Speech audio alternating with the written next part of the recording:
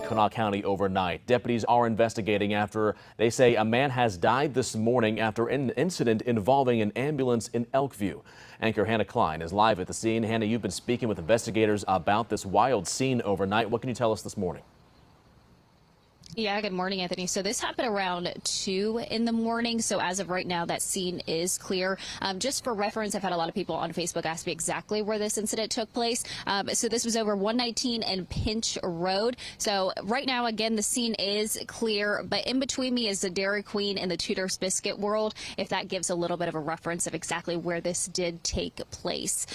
So deputies did tell me that a man who had reportedly been seen earlier in the evening prowling around a nearby ambulance station ended up approaching the Kanawha County EMS medic crews armed with a knife. Investigators say the man chased the two female crew members, jumped onto the ambulance as they attempted to leave that scene. They were very shaken up as that ambulance pulled away to get to safety. He reportedly was hanging onto the vehicle as they tried to get away. He was later found unresponsive in the roadway near the bus garage with severe injuries. Now, medics ended up transporting him to the hospital where he passed away from those injuries. Now, this morning, I had the chance to speak to Sergeant Burns with the Kanawha County Sheriff's Office. Here's exactly what he had to say. Like anybody would be, they're pretty shaken up right now. I did ask him for the name of the man or also those two medics. As of right now, he said, unfortunately, we cannot release those details. But he did tell me that police were familiar with that gentleman. So we'll continue to update you. But for now, in Elkview, Hannah Klein, Eyewitness News. Thank you for joining us. I'm Kelly McElhaney. A bizarre unfolding of events this morning involving a Kanawha County ambulance that left one man dead after losing an arm. This comes after harassing first responders. 13 News reporter Mitchell Hoy joins us now live from Elkview with the latest. Mitchell, what can you tell us?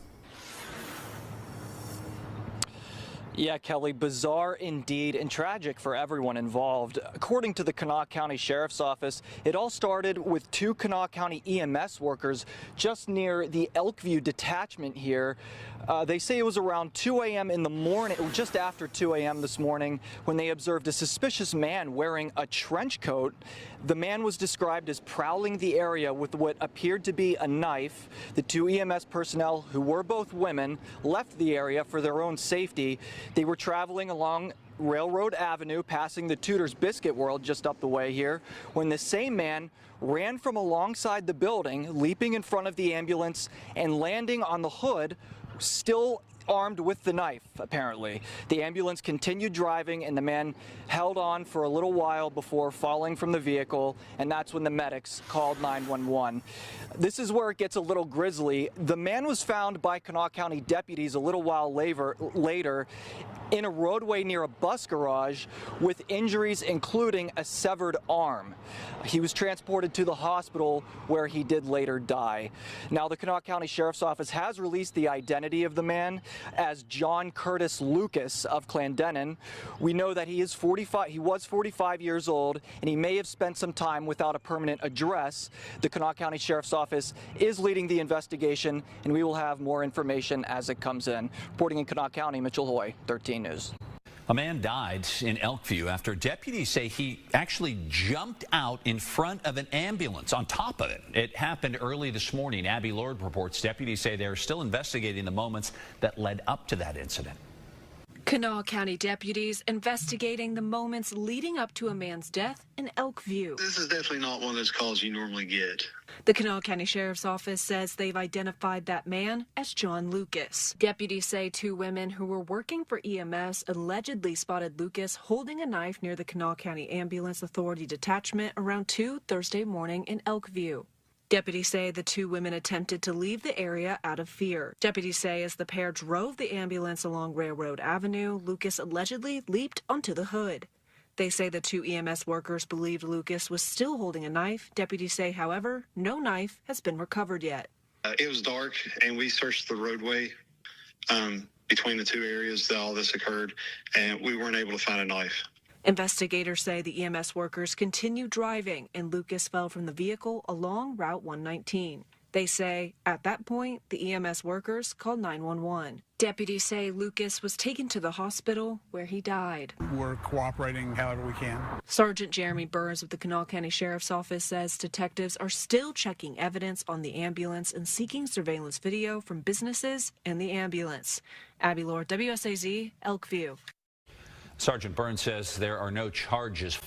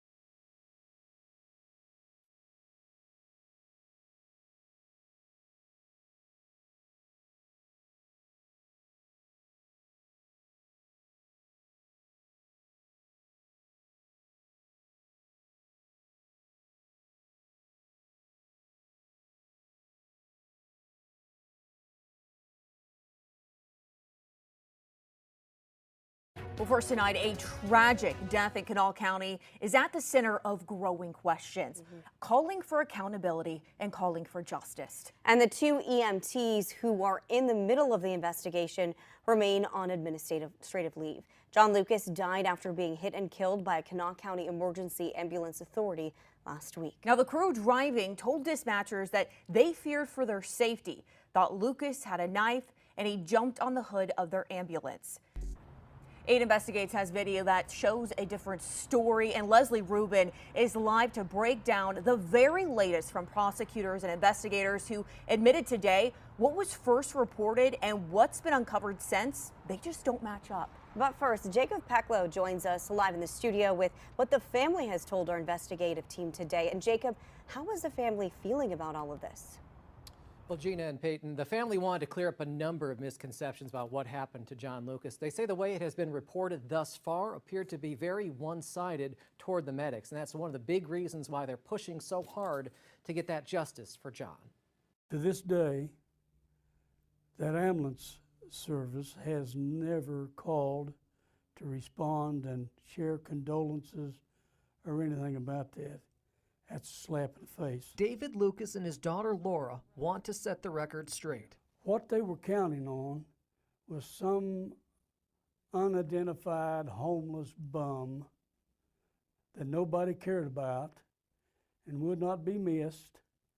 And now they tried to smear my son, and before this is over with, they're going to pay for it. Around 2 a.m. Thursday, Kanawha County dispatchers had an unusual exchange from around Elkview. According to dispatch audio, 2 female EMS workers said a man with a knife chased them and jumped out of their truck as they were leaving. 34, what do you advise me? Should they stop if he's got a knife threatening them? Before they need to stop. Their training had to take over.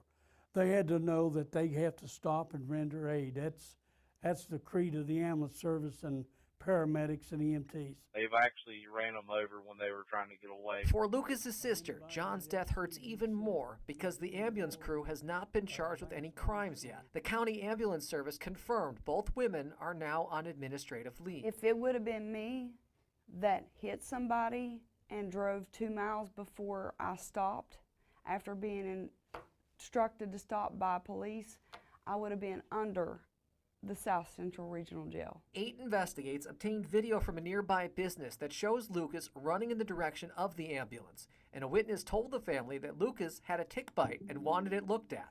John done a lot of off-the-wall stuff, but he wasn't stupid.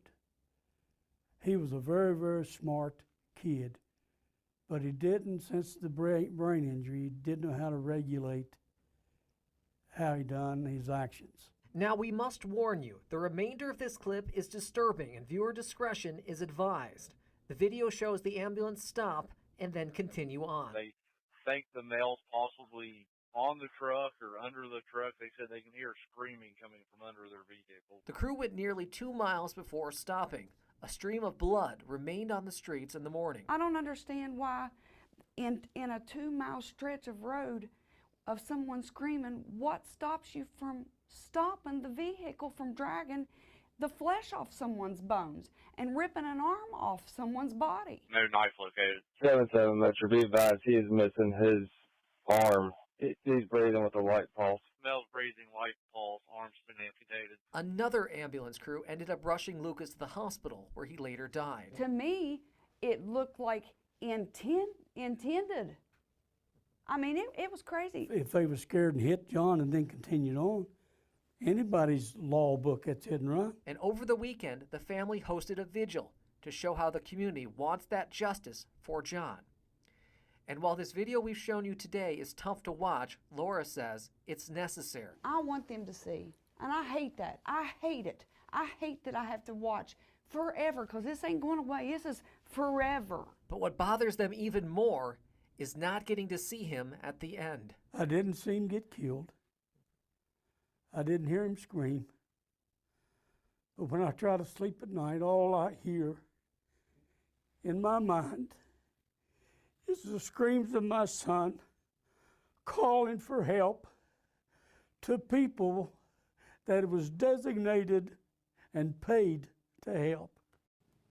And the family is hoping criminal charges are filed against those EMS workers and continue to question why it hasn't already been done. In the studio, Jacob Peklo, 8 Investigates.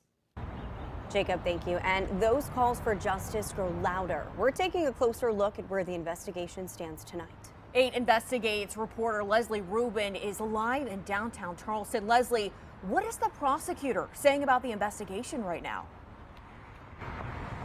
Kanawha County Prosecuting Attorney Deborah Rusnak is asking for patience, but at the same time today, she did acknowledge something very significant in the death investigation of John Lucas. Rusnak and members of the Sheriff's Office did not take questions following a press conference this afternoon that lasted less than 5 minutes, but the prosecutor did say that early accounts of what happened from those EMS workers don't fully match the evidence that investigators have reviewed so far. Like we just told you, initially it was believed, based on the medic's account, that Lucas jumped on or lunged onto the hood of the ambulance and they thought he had a knife. We're told there have been more than 250 pieces of evidence collected. They're calling this a complex and still developing case. The prosecutor also issuing a warning to the public tonight that threats or harassment, whether they're online or in person, are crimes, and said they're actually distracting attention and resources from the case. While we understand the public's frustration and anger surrounding this incident, it is necessary that we protect the integrity of the investigation. This is a complex investigation and it will take some time to complete, so we do ask for the public's patience in the process.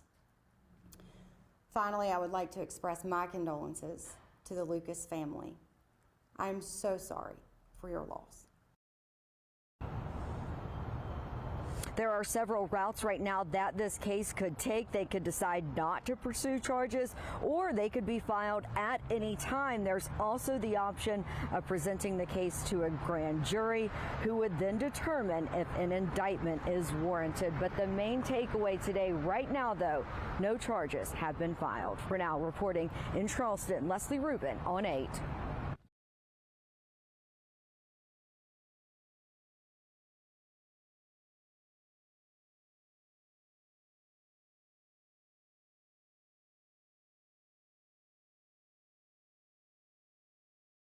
Family and friends of John Lucas are remembering his life.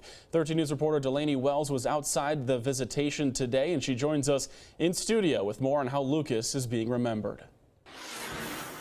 Jackson, we do have video of the incident that led to John Lucas's death, but we do want to warn you, this video is graphic. The video was released through Scott Summers, a part of Summers' law office, who is the family's attorney, with permission from the family as well.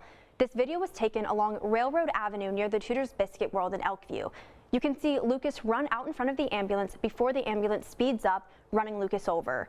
Deputies later responded to the scene where Lucas was found in the road with his arm severed. He was taken to a local hospital but died from his injuries. He was 45 years old. Deputies say the EMTs driving the vehicle believed Lucas was holding a knife, but the Kanawha County Prosecuting Office says, quote, initial accounts of the incident do differ from the evidence reviewed thus far. Visitation and funeral services for Lucas were held Thursday night at the Mount Pleasant Baptist Church in Elkview. We spoke with his father this week at a demonstration outside the prosecutor's office, and he told us Lucas had a traumatic brain injury since he was struck by a bus at 16 years old. A large amount of people showed up to the visitation and services to pay their respects, so much so that there was a line outside of the building, and many cars also having "Justice for John" written on them. In studio, Delaney Wells, 13 News. Investigation of the death of John Lucas. His family's attorney released more details just about an hour ago. They say because of the ongoing investigation, they cannot confirm much, but they did thank the prosecuting attorney and the police for their work. They say, quote, it did not take our voices to get them working. They were already working before they knew who was there. And Lucas's family and friends held another protest today outside the prosecuting attorney's office. They say they will continue to protest until they have justice for John. He died earlier this month after being hit by an ambulance in Elkview. The exact details of what happened are still being investigated. For John Lucas and his family, the man who died earlier this month when he was hit by an ambulance in Elkview, is speaking out about the case tonight, saying video evidence shows Lucas did no wrong and makes no threatening moves or threatening actions towards anyone in that ambulance crew. 13 News anchor Jackson Rosinski shares those details, and we do want to warn you that some of the video involved in the story could be disturbing to some. The video is clear that at no point did John Lucas make any threatening moves or threatening action at any point towards anyone in that ambulance crew. Attorney Scott Summers has seen the video evidence and sat down with our own Amanda Barron Wednesday to share his thoughts. To think that the actions of John Lucas, as are portrayed on that dash cam, I think it's a stretch to say that there was any threatening behavior at all.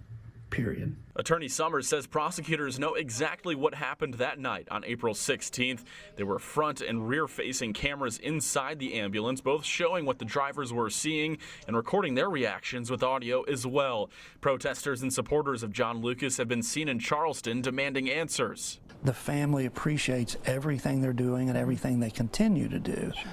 But then there are others out there who are sensationalizing everything and making a lot of assumptions that are not correct, and then it gets spread as the truth, and it just creates a situation that is already horrible. It makes it that much worse. Mentioning the situation getting worse, which involves misinformation circulating online. You know, we've seen online, you know, the driver's father is somehow tied to the sheriff's department.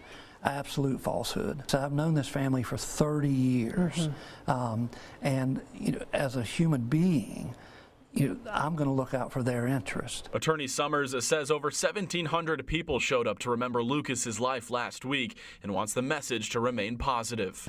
And I don't want the message to get lost that the family appreciates everything that everyone has done. Because it has helped. I mean, it has helped get us to where we are today. Charges are being brought onto the suspect in the case of John Lucas, the man who was struck by an ambulance and died last month. 13 News anchor Jackson Rosinski is outside of the Kanawha County Prosecutor's Office with the latest. Jackson?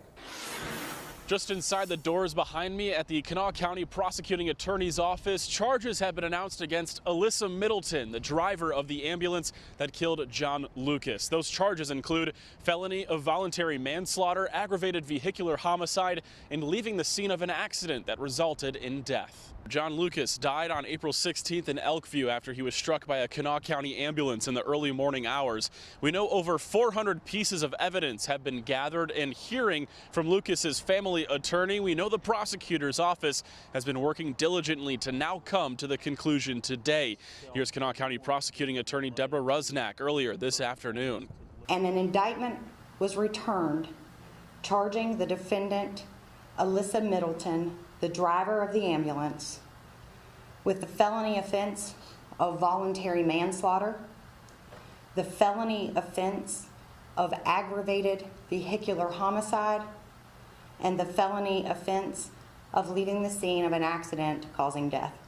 The Kanawha County Emergency Ambulance Authority commented on that response to the grand jury action. They say they are consulting with legal counsel and will be taking appropriate employment action in the near future. They also say now that they are able to speak publicly, they would like to extend their condolences to the Lucas family. And as for the ambulance driver, Alyssa Middleton, she will be arraigned by Judge Hardy tomorrow morning at 10 a.m. For now, in Charleston, Jackson Rosinski, 13 News. Judge Dave Hardy's courtroom was crowded and emotional this morning as Alyssa Middleton was arraigned on a $100,000 surety bond for the charges on this indictment. Guilty or not guilty? Not guilty. Middleton was indicted on 3 charges: voluntary manslaughter, aggravated vehicular homicide, and leaving the scene of an accident causing death. In the crowded courtroom, there were multiple bailiffs who made a point to remind everyone about courtroom behavior. The Lucas family was in attendance and sat front row with many of their supporters behind them. The Lucas family has been very understanding of the process. Once that we all got on the same page and had an opportunity to discuss how we were moving forward, they have come to understand the process, and I think they are more than anything ready to begin the process of healing. Middleton pleaded not guilty to all 3 charges. The state requested a $50,000 cash bond given the severity of the offenses. Tim Carrico, Middleton's attorney, argued that that was too much, saying Middleton is not a flight risk, not a risk to the public, and has no criminal history. He then went on to speak through the events of the morning of April 16th and said that the issue of self-defense will be brought up at trial. I believe, Your Honor, based on the evidence that the state's going to present to a jury in this case, there's substantial issues of self-defense. She reacted. That's what happened. A horrible tragedy. Carrico asked that bond be set at an amount that Middleton's family could pay for up to around $12,000, which can be covered in the $100,000 surety bond. Middleton posted her bond at about 1 p.m. today. According to the circuit clerk's office, she's expected back in court on July 28th for a pretrial hearing, and that trial is expected to begin on August 17th. In Charleston, Riley McMoyle, 13 News.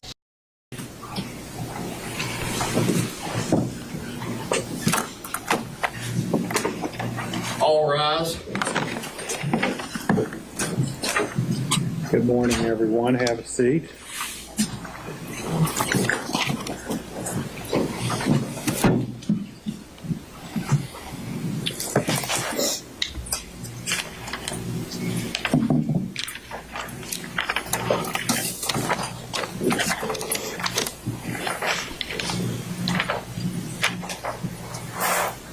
All right, counsel, you ready to go on the record? Yes, Your Honor. Yes, sir. Okay, good morning again. We're here this morning in the state of West Virginia versus Alyssa Brooke Middleton, case number 26-F-317. This is an arraignment. I'll have the attorneys enter their appearances for the record. Ryan Ball and Brian Yost on behalf of the state. Tim Carrico on behalf of the defendant, Miss Alyssa Middleton. It's present person. Thank you. All right, Mr. Carrico, have you had an opportunity to review the indictment with your client? Yes, sir, I have. And is your client prepared to waive reading? Yes, sir. Okay. Ms. Middleton, let me have you stand up and be sworn in. Do you solemnly swear or affirm that testimony will give will be the truth, the whole truth, nothing but the truth, so help you God? Yes, ma'am. Okay, you can be seated. All right. Will you state your full name for the record, please? Alyssa Brooke Middleton. All right. Ms. Middleton, are you the same Alyssa Brooke Middleton that is named in indictment number 2026-F-317?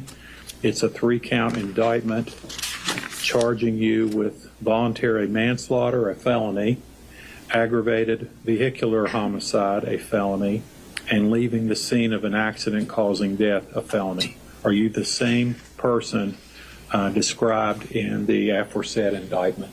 Yes, sir. And have you had an opportunity to discuss this indictment with your attorney, Mr. Carrico? Yes, sir. Mr. Carrico, does your client waive the reading of the indictment? Yes, sir. She does waive the reading indictment. I've gone over it with her, and she understands the nature of the charges. Okay.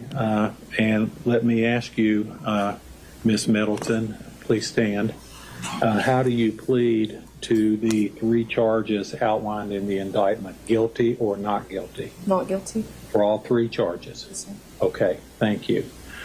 Counsel, have you exchanged discovery? Ms. Ball, Mr. Carrico? No, Your Honor, not at this time. We are in the process of compiling discovery to provide to Mr. Carrico. I anticipate that we'll be able to provide full discovery within the next few days. Mr. Carrico? I'll formally request discovery on the record, but that's fine. If I get a few days.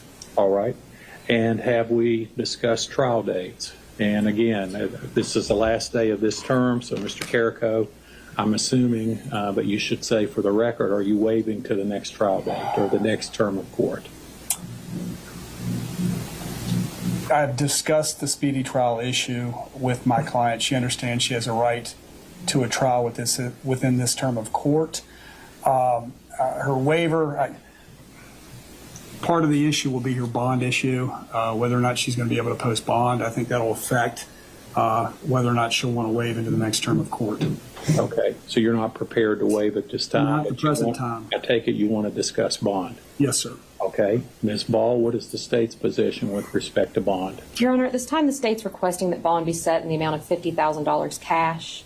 I do understand that Ms. Middleton does not have a criminal history, but based on the nature and severity of these charges, I do think a cash bond is most appropriate in this case. Okay. Mr. Carrico, the court, of course, refresh its memory on the well-established points to be considered since 1971, but in Gibbs versus Johnson from the West Virginia Supreme Court. Of course, the factors are protecting the public, nature of the offense, strength of the state's case, flight risk, criminal history, probability that the defendant will appear in court, and ties and or roots in the community, and that's Gibbs versus Johnson. So I'll ask you to address those points, please. Oh, yes, sir. First and foremost, she's obviously not a flight risk. She is from Kanawha County, West Virginia. She grew up here. She went to grade school, junior high, high school in Kanawha County. 10th grade, she went to Herbert Hoover as a sophomore, but she went to a school starting in 11th grade and 12th grade called the Wynn Academy. Wynn Academy is at Bridge Valley, and that allowed her to take college prep classes and high school classes towards her diploma, and also to get the training she needed to be a nurse, a registered nurse. She switched off from that. She was going to do that and decided to be an EMT. So that's her schooling and her educational background here, but she's lived here her whole time. Her parents are both here. Her parents both live in Kanawha County. Her father her mother lives in Elkview, and her father lives in McShoals. They're both gainfully employed. Mother works at a local law firm. Father works for a roofing business. She has 3 siblings that live here that she lives with. She lives at her mother's residence. But most importantly, she's only 19 years old. I believe she's been out of the state of West Virginia to go on vacation with her family. So she's not a flight risk. But more importantly, while this investigation has been going on, she's fully cooperated. I mean, this has been going on since April 16th. This case was presented really very, very fast. There's been significant, extraordinary media that she's seen, but she hasn't gone anywhere, and she's cooperated. She's cooperated with law enforcement. She's given statements to law enforcement. And more importantly, when I was hired, she's provided her phone voluntarily without the need of a search warrant. So she's fully cooperated. So I think based on her conduct in that regard, she's not a flight risk. There is absolutely no criminal history whatsoever. She doesn't have a juvenile history. She's never been arrested. I don't even know if she's had a traffic ticket. Based on those factors, Your Honor, the court can make findings that she's not likely to commit crime in the future, that she's not going to be a danger to the public if she's released out on bond, and she's going to show up. The court has reasonable assurances of that. Other concerns under the Gibbs factors, I believe they weigh in her favor. Your Honor, as to the strength of the case, I know that she's been indicted. She's been indicted on serious offenses, 3 serious offenses: a voluntary manslaughter, a felony vehicular homicide, and a felony leaving the scene. From what I understand, the evidence of the case, the sequencing of the events, well, first and foremost, this was a situation when she was working. She was finishing a 12-hour shift. It's 2 o'clock in the morning. She came off a job. I believe she was at a site in St. Albans, and she and her partner, who's only 24 years old too, left St. Albans, and where they were directed to go was the detachment or the ambulance office that's in Elkview. And they were to sit there for approximately 3 more hours unless they got called back out, and they would be released from the shift. That's what she was doing that night. She was working. She was not out running around. She wasn't out driving the roads. She wasn't out bothering anybody. She was just working, and that's where she went. I believe, Your Honor, based on what I understand the evidence in the case is, was going to be a 35-minute clip, pretty much showing everything that transpired in this case. I submit to the court there are significant, substantial issues that she did, in fact, have a reasonably perceived threat involved in the case. There's serious questions as to whether or not she had the intent to commit the crimes that she stands indicted based on the video, based on the communications. That night when she was, my understanding is that when they went to the ambulance detachment, when they arrived, right when they arrived there, when they were driving to it, she stopped. Mr. Lucas, the victim in this case, was there. was standing there, dropped what appeared to be looked like a knife and picked it back up. He stood back, he got out of the way. They drove and parked the ambulance. However, after they parked the ambulance, they still see Mr. Lucas walking around. They're scared. They see him go behind a dumpster. They see him lurking over on some grass. So because the door is locked, or no, strike that, because they understand that the door at that facility is unlocked, they didn't want to get out of the ambulance. They were scared because they knew he was out there. They saw him with a knife. They were scared. I believe this will all come out in the video because it's all recorded. So they're scared. They're in the ambulance, and finally he disappears. So they decide they don't want to go into the facility yet until they're sure he's not there. That's when they commence. She leaves.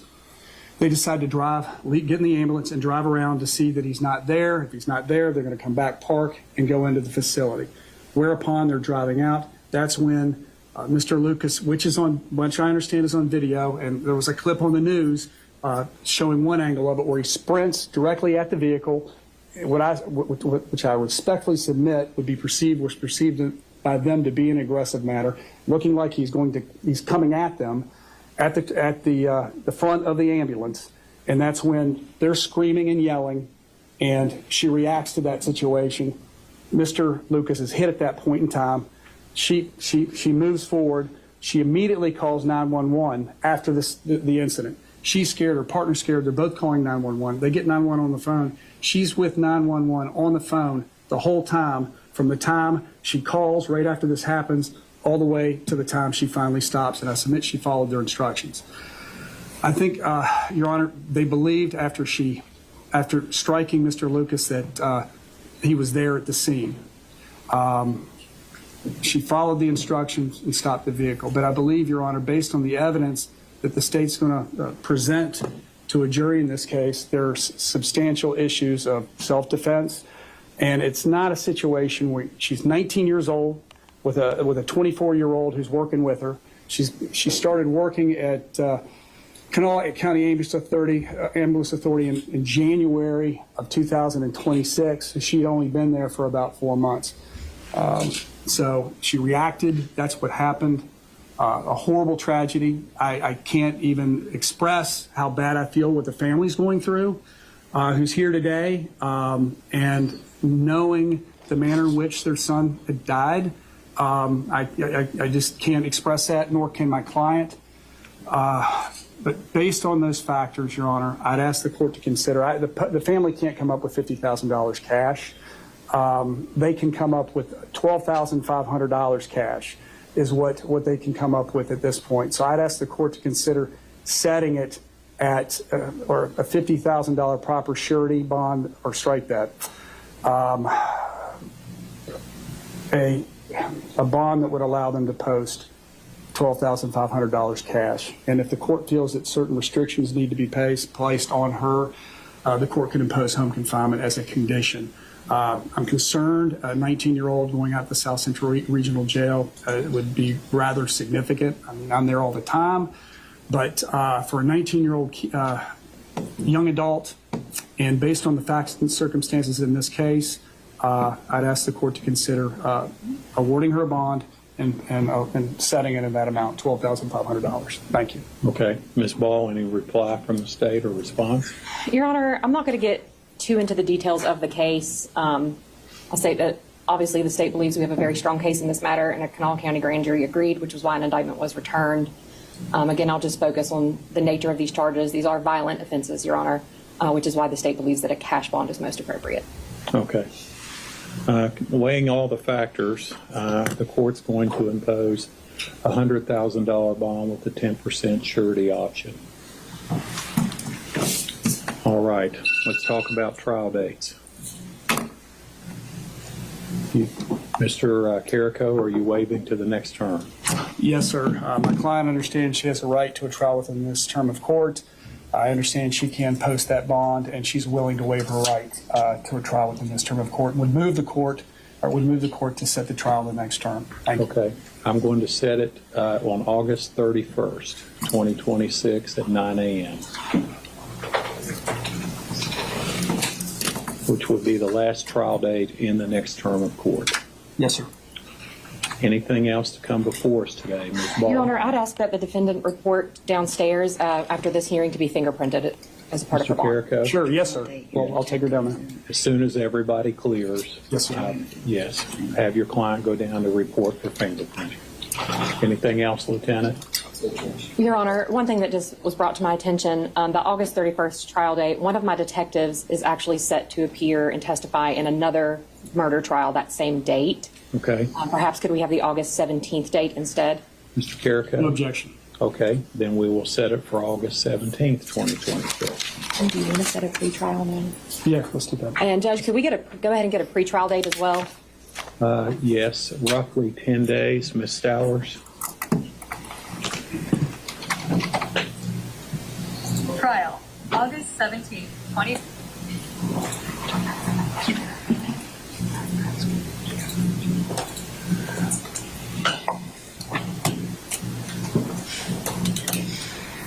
Your Honor, how much time does my client have to post the bond? Could she have until 4 p.m. today? Yes. The family? Yes. Thank you, sir. Ms. Ball, you're out July 29th, right? That's accurate. August 28th, or sorry, July 28th, 10 a.m. Right here, sir.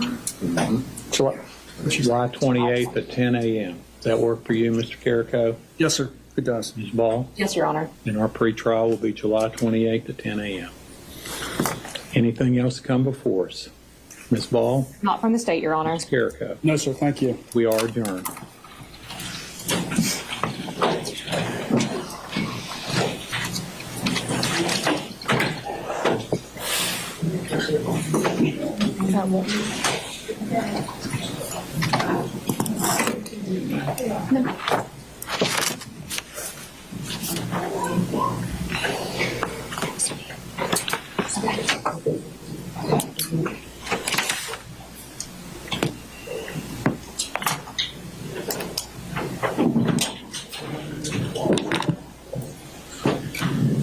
Put my glasses on, I'll stay there.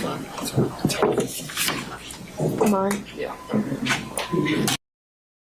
Shake-up today in leadership at an emergency medical services agency. Good evening and thanks for joining us. I'm Amanda Barron. Monica Mason stepped down from her position as executive director with the Kanawha County Emergency Ambulance Authority. 13 News reporter Savannah Young joins us now from the Kanawha County Commission chambers just outside of them with more on that decision. Lance Wheeler told me today that she submitted her resignation at a public meeting around noon. He says Jason Surgent will be taking over as executive director at the KCEAA for the time being during her absence.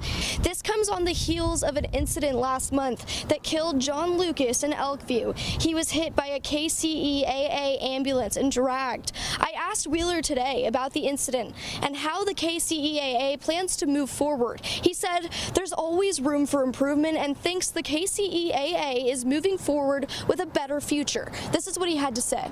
I wish her the best in her endeavors. I think she's done an excellent job, but today is moving forward and seeing who can we find to be the best candidate to lead KCEAA, our ambulance authority, into the future to do big, bright things.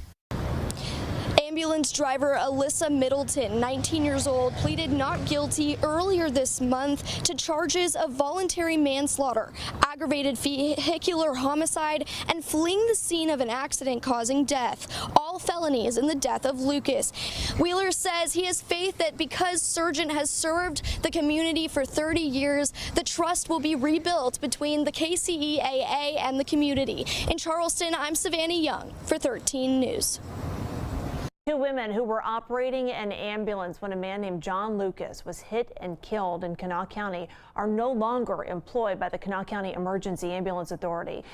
On his very first day as the director of the agency, Lance Wheeler announced the release, what he calls the release of Alyssa Middleton and Raina Scott from their duties. This is video of the Middleton arraignment. She is accused of driving the ambulance that night when Lucas was hit and killed. She's facing multiple charges, including vehicular manslaughter. Scott was a passenger in the ambulance but is not facing any charges.